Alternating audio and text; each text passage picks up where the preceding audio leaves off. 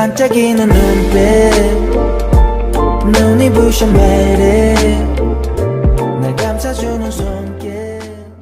Her biggest enemy was living right inside her home. A shocking secret, a family betrayal, and a revenge plan that no one saw coming. Kang Jae In's world came crashing down when she discovered a heartbreaking truth. Her aunt, the woman she grew up trusting, was actually Sungwoo's birth mother. The shock was too much. How could her aunt give birth to her own child and abandon him, handing him over to Jae In's mother as if her meant nothing? Jae In couldn't understand it. She herself couldn't go a day without seeing her son Unho.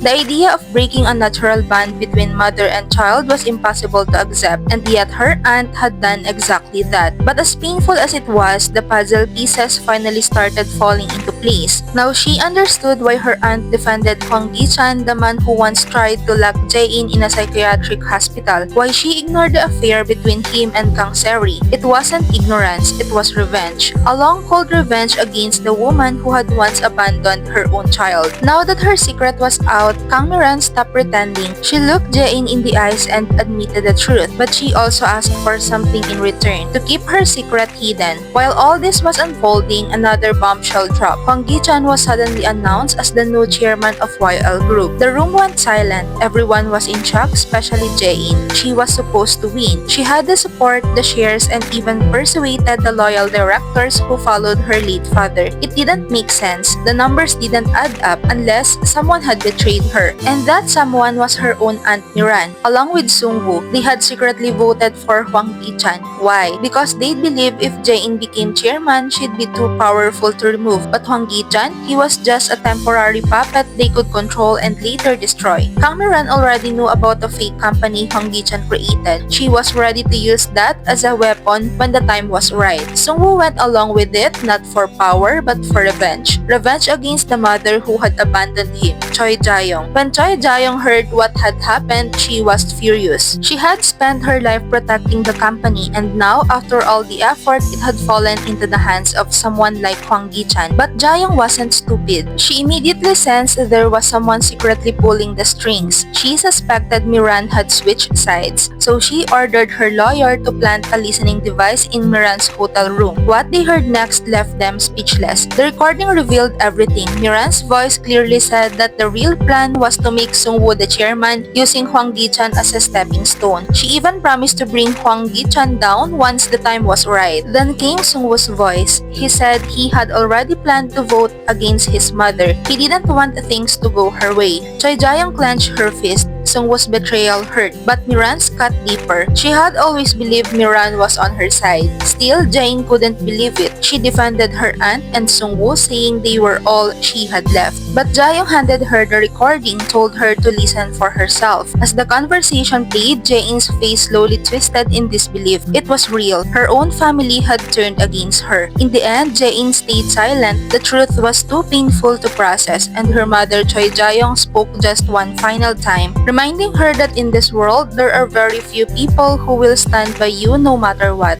'Cause you are beautiful, a beautiful stranger.